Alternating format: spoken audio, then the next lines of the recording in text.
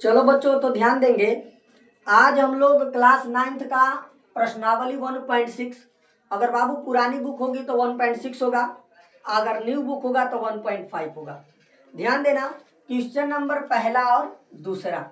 सबसे पहले ध्यान देंगे, क्वेश्चन नंबर पहला कह रहा है कि 64 पे 1/2।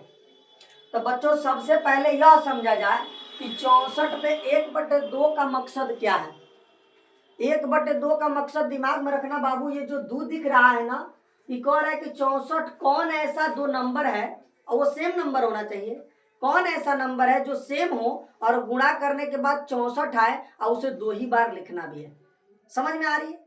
अब क्या करेंगे कि यहां से 64 हम अगर ध्यान दे तो 8 गुणते 8, 8 गुणते 8, ये दोनों नंबर सेम है और गुणा करने के बाद क्या आएगा 64। तो बाबू इसको ऐसे लिख सकते हैं का कि 8 के पावर 2 लिख सकते हैं ना, क्योंकि 8 2 बार है तो 8 के पावर 2 लिख सकते हैं। और यहां से क्या करेंगे, गुणते 1/2 लिख देंगे। क्या करेंगे, 1/2। बाबू मिला का इस 2 से 2 कट गया, मिला 8 के पावर 1, और 8 के पावर 1 का आंसर क्या होगा, 8 ही होगा। समझ में आ रही है? बात करेंगे दूसरी प्रश्न का, 32 का पावर 1/5। दिमाग में बाबू बस 5 को रखना है, नीचे वाली, न्यूमिनेटर नहीं, डिन्यूमिनेटर को बात करेंगे। डिन्यूमिनेटर जितना होगा उसी के बारे में पहले सोचनी है। तो बाबू कह रहे हैं 32 को ऐसे खंडित करो कि वह नंबर का होना चाहिए, 5 ठो होना चाहिए, और वह नंबर सेम भी होना चाहिए। ये 2 चीज दिमाग में रखना है, 5 ठो नंबर होना चाहिए और वो नंबर क्या होनी चाहिए, सेम होना चाहिए। अब ध्यान देना, आगे चलता हूं।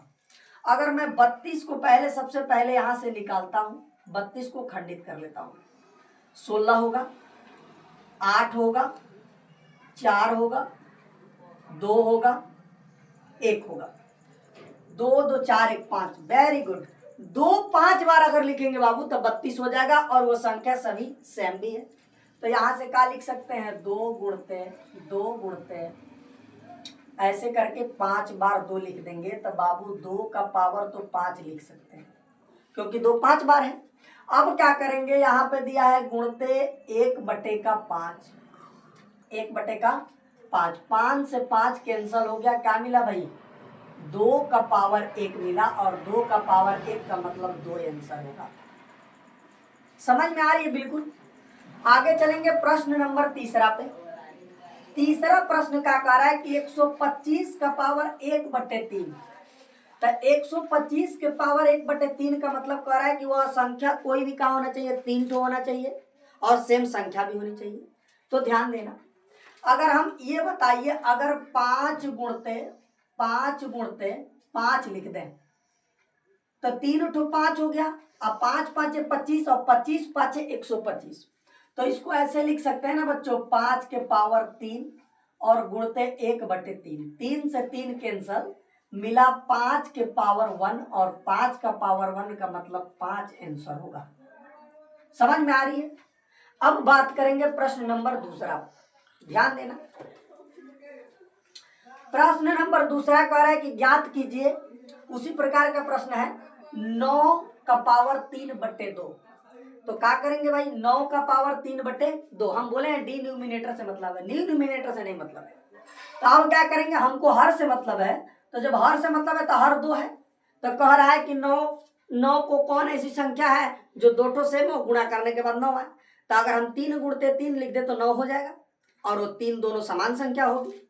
ध्यान देना, तो यहां से क्या लिखेंगे, 3 गुणते 3, और बराबर करके लिख सकते हैं 3 का पावर 2, और यहाँ पे क्या लिखेंगे, गुणते 3/2, इसको 3/2, 2 से 2 कट गया, मिला का 3 का पावर 3, अब बाबू 3 का क्यूब 27 होता है।